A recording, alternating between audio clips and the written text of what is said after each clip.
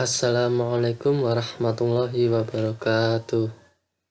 Pada kesempatan kali ini, untuk materi selanjutnya kita masuk pada bab suhu dan kalor. Untuk pertemuan pertama, materi mengenai suhu dan pemuaian. Gambar ini adalah macam-macam termometer. Termometer ini digunakan untuk mengukur suhu atau temperatur.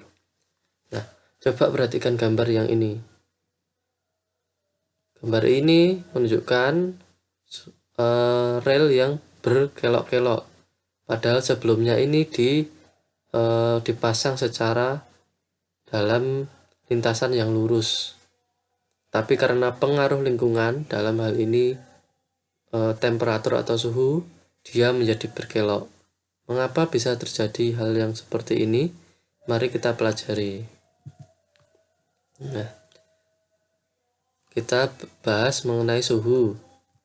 Suhu ini adalah ukuran kuantitatif yang menunjukkan derajat panas dinginnya suatu benda atau sistem. Misalnya kalian menyentuh es, kalian akan mengatakan es itu suhunya dingin.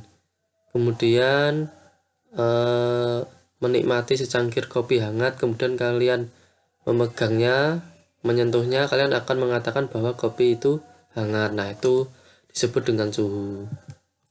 Nah, berkaitan dengan sistem atau benda itu, suhu itu menunjukkan ukuran energi kinetik rata-rata yang dimiliki molekul-molekul benda, yang menggambarkan gerakan molekul-molekul tersebut. Nah, artinya ketika suhu semakin tinggi, maka gerak molekul juga semakin tinggi, karena energinya juga semakin tinggi. Nah, untuk mengukur suhu kita perlu menggunakan alat yang dapat mengukur secara spesifik. Alat itu kita namakan dengan termometer. Nah, untuk satuan internasionalnya itu menggunakan satuan Kelvin. Karena satuan Kelvin itu memuat suhu nol mutlak, yaitu suhu ketika atom tidak bergerak lagi. Selanjutnya kita membahas mengenai termometer. Yang kita bahas mengenai termometer itu ada 4, yaitu Celcius, Reaumur, Fahrenheit, dan Kelvin. Nah, keempat termometer ini itu mempunyai titik tetap atas dan titik tetap bawah yang berbeda-beda, sehingga skala titik tetap atas dan tetap bawah itu mempunyai acuan.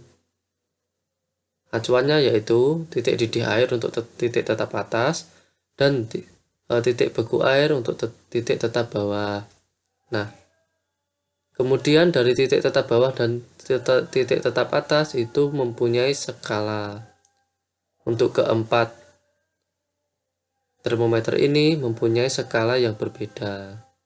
Nah, karena perbedaan skala ini memerlukan konversi apabila kita merubah dari satuan tertentu ke satuan yang lain. Konversi ini menggunakan persamaan berikut.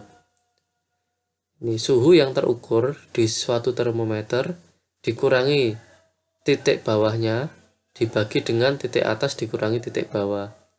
Dikonversi ke satuan termometer yang lain dengan persamaan yang sama, yaitu suhu yang terukur dikurangi dengan titik tetap bawahnya dibagi dengan titik tetap atas dikurangi titik tetap bawahnya. Misalnya pada Celcius, suhu terukurnya kita wakili dengan huruf C besar. Berarti suhu yang terukur yaitu C besar dikurangi titik tetap bawah yaitu 0 sama dengan C besar dibagi dengan titik tetap atasnya 100 dikurangi titik tetap bawahnya 0, berarti dibagi dengan 100. Begitupun kita rubah ke satuan-satuan yang lain, sehingga secara umum diperoleh persamaan sebagai berikut. Jadi ini bisa digunakan untuk konversi suhu dari keempat termometer ini. Bagaimana dengan termometer yang lain? Kita gunakan persamaan dasarnya yang ini. Ini contoh soalnya, bisa dipelajari. Kemudian kita ke pemuaian. Pemuaian itu dapat terjadi pada zat padat, zat cair, dan zat gas. Pemuaian pada zat padat itu terdiri dari pemuaian panjang, luas, dan volume. Untuk zat cair dan zat gas itu terjadi pemuaian volume. Untuk zat padat pada dasarnya ini ya sama-sama pemuaian volume, hanya saja bentuknya itu ada kecenderungan untuk memuai secara panjang, luas, atau volume. Misalnya benda yang relatif mempunyai ukuran panjang yang jauh lebih besar daripada ukuran penampangnya, misalnya jarum seperti itu.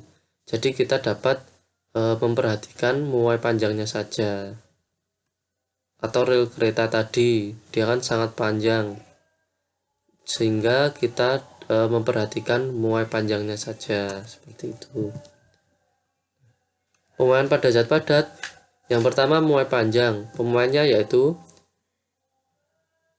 panjang hasil pemuaian sama dengan panjang awal dalam kurung 1 ditambah alfa delta T. Alfa ini koefisien muai panjang, delta T ini perubahan suhunya. Begitupun dengan luas, yaitu luas akhir hasil pemuaian itu luas awal dalam kurung 1 plus beta delta T. Beta ini koefisien muai luas. Nilai beta ini sama dengan 2 alfa. Untuk volume, yaitu volume hasil pemuaian sama dengan volume awal dalam kurung 1 plus gamma delta T. Nilai gamma ini sama dengan 3 alfa. Untuk zat cair dan gas itu kan dia memuai volume, persamaannya sama dengan yang ini.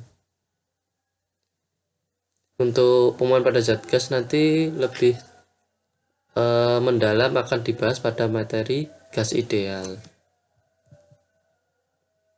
Ini contoh soalnya, silahkan diperhatikan. Nah, sekian materi untuk hari ini. Semoga bermanfaat. Wassalamualaikum warahmatullahi wabarakatuh.